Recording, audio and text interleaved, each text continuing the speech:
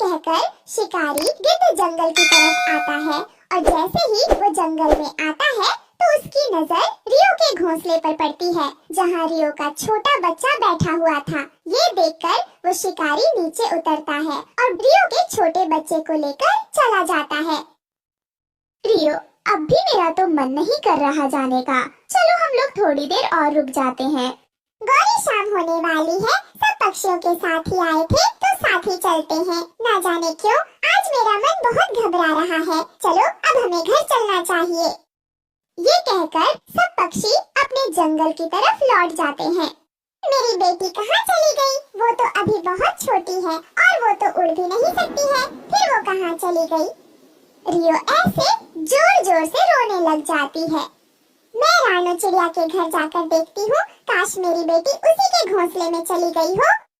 रियो ये तो जानती थी कि उसकी बेटियां भी उड़ नहीं सकती थी, तो कोई जालिम शिकारी उसे उठाकर ले गया होगा, लेकिन फिर भी वो अपने दिल को तसल्ली देने के लिए रानो के घर चली जाती है।